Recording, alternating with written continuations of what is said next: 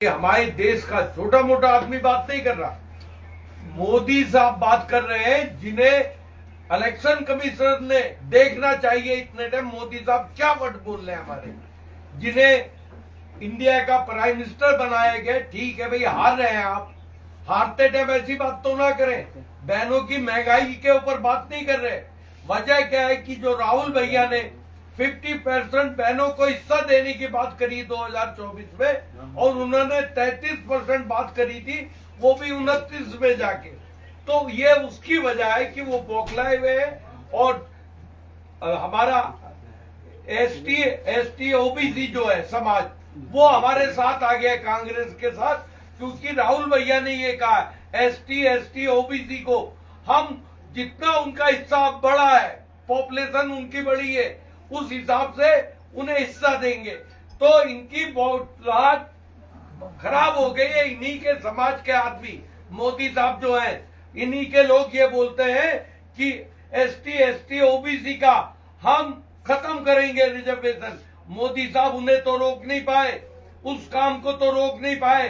खुद इन्हें अटल बिहारी वाजपेयी ने कहा था, जब ये वहां के मुख्यमंत्री थे गुजरात के, कि राज धर्म अपनाना चाहिए था। आज मोदी साहब वही बात बोल रहे जो उन्हें नहीं बोलनी थी। मेरी देश की बेटियां अगर आगे बढ़ेंगी तो अच्छी बात है, देश में ईमानदारी आएगी। राहुल भैया ने जो 8,500 गरीब बहनों को, जो गरीब मेरी बहनें हैं, उन फैमिलियों को देने का वायदा करा है। 8,500 रुपए में उनके घर का खर्चा अच्छा चल सकता है। और ये लोग जो राशन दे रहे हैं, वो राशन हमारी सरकार भी देगी, उससे फालतू देगी।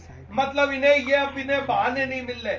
इन्हें ये बात नहीं कि आज मेरी नौजवान बहनें, सोना जो है अभी 15 दिन के अंदर 8,000 रुपए तोला बढ़ गया है, 75,000 रुपए तोला सोना हो गया है। ये उसे छुपाने के लिए कि महंगाई के ऊपर बात नहीं करेंगे, फलानी बात पे, नौकरियों के ऊपर बात नहीं करेंगे, ये बात करेंगे हिंदू मुसलमानों की।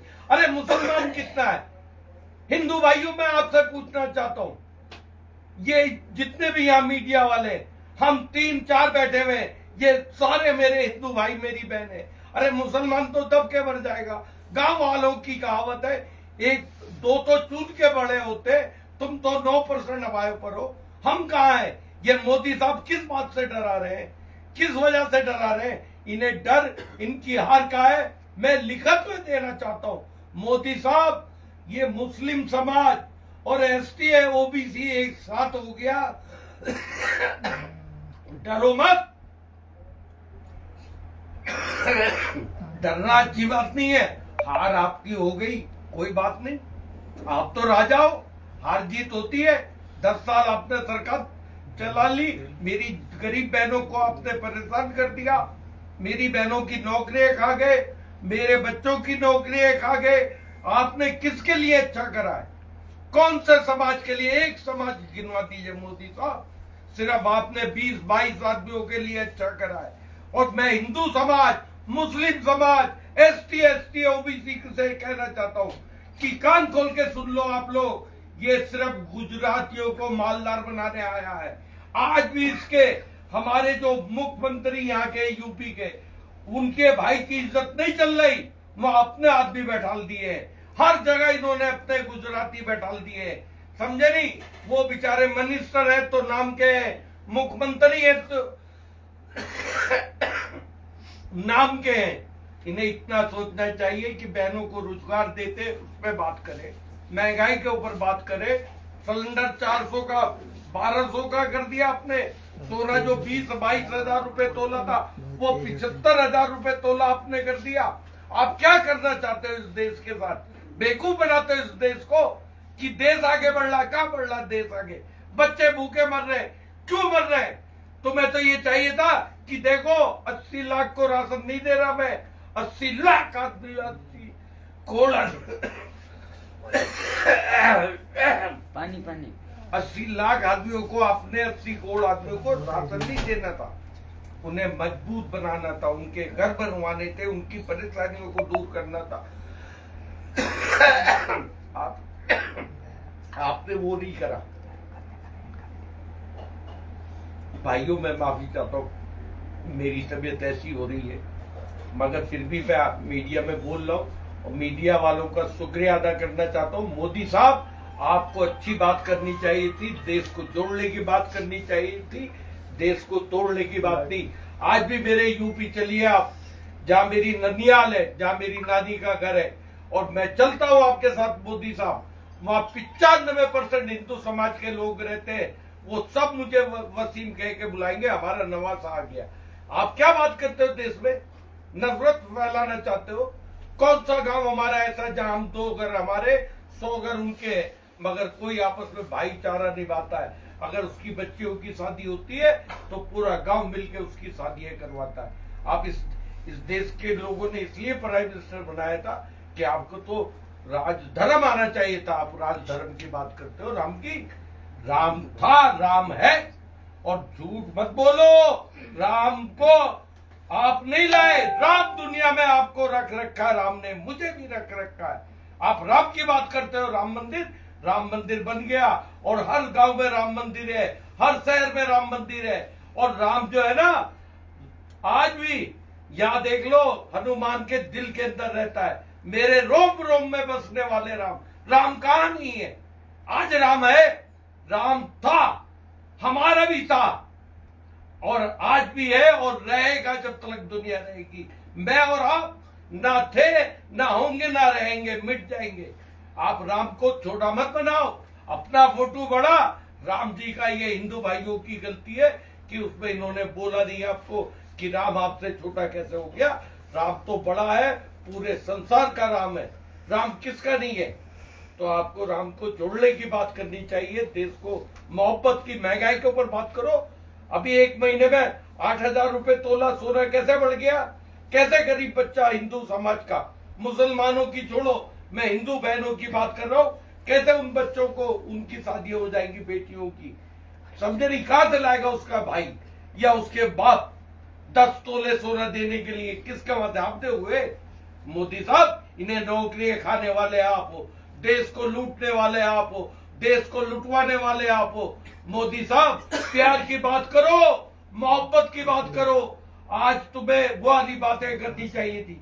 तुमने अपनी पार्टी में मुसलमानों को लिया नहीं। आप कह रहे हो कि मुसलमान क्यों है? राहुल भैया आ रहे, तैयार रहो, 40 सीटें लाओगे मोदी साहब, और जो तुम्हारा गठबंधन है ना आपके साथ, वो लाएगा 100 कुछ सीटें। आप 200 सीटें भी पूरी नहीं करोगे। राहुल भैया ने भी यही बोला, जिसके आपकी जो मीडिया है ना नकली वाली, उसने ये दिखा दिया, राहुल के मुंह से निकल गया। राहुल भैया ने ये बोला था 180 सीटें तुम्हारी आ रही है, और प्रियंका बहन ने भी मेरी ये बोला था। और आप देख लेना, कोई आपको वोट जो बेकार लोग हैं ना, जिन्हें वही वोट देंगे। और ये जो राम के फोटो लेके चल रहे हैं ना, जो राम की बदनामी कर रहे हैं, राम है, राम रहेगा, राम जिंदाबाद। समझे नहीं? मोदी जी, आप और मैं जिंदाबाद नहीं रहेंगे। इसलिए आप राम को इज्जत दो, और राम मंदिर के ऊपर वोट मांगो। आप यही मांगना चाहते हो? कौन दे देगा? किस गांव में राम नहीं है? किसके मन में राम नहीं बसता? राम कहाँ नहीं है? कण कण में राम है। राम जो है, हर मट्टी के अंदर राम है। समझे? ये आपकी मेरी बातें नहीं है।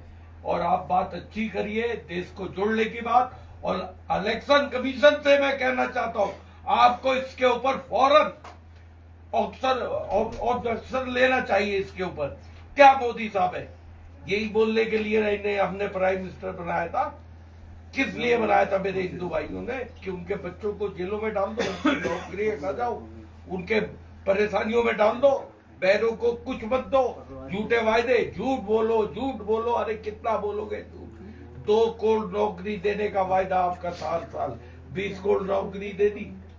आज हमारे राहुल भैया ने बोला है, वो सच बोलना चाहते कि जैसे ही हम प्राइम मिनिस्टर वो बनेंगे, 30 लाख नौकरियां दे देंगे, और 50% मेरी बहनों को मिलेगी। 8,500 रुपए जो मेरी गरीब बहनें उन्हें मिलेंगे, उनके घर का चूल्हा जलेगा। तुम्हारी तरह लूट मार वाले लोग नहीं है। हर चीज जो आपने बेची है वो कांग्रेस पार्टी की बनी हुई है, और कांग्रेस पार्टी ना कल छोटी थी, ना आज छोटी है, और ना होगी छोटी। मजबूत है, मजबूत रहेगी और गठबंधन इतना मजबूत है कि अभी आप देखिए क्या होगा आपका 2024 में। जय हिंद, जय भारत, खुदा हाफिज, वसीम से। आपने बोला कि चुनाव आयोग को मोदी साहब पर कार्रवाई करनी चाहिए, किस बात को लेकर करनी चाहिए? भाई वो देश में नफरत के बाजार फैला रहे हैं, मुसलमानों से नफरत। मुसलमान बताइए जो 15% है वो 85% को मार देगा। सरकारी नौकरियों में वो, मिलिट्री में वो, फोर्स में मेरा हिंदू भाई, कैसे ये नफरत के बाजार लगा रहे? मोदी साहब को राजधर्म अपनाना चाहिए था ना, राजा बनाया इनसे। अटल बिहारी वाजपेयी ने भी जब इनके गुजरात में झगड़े हुए थे तो मेरे अटल बिहारी वाजपेयी साहब ने भी इनके लिए कहा था कि तुम्हें वहां का राजा हो, आपको वो अपनानी चाहिए थी। उन्होंने वहां पे भी नहीं। और फिर वही बात है, ये इसके ऊपर क्या इलेक्शन कमीशन को ऑब्जेक्शन नहीं लगाना चाहिए, बैड नहीं लगाना चाहिए कि क्या बातें कर रहे हैं आप?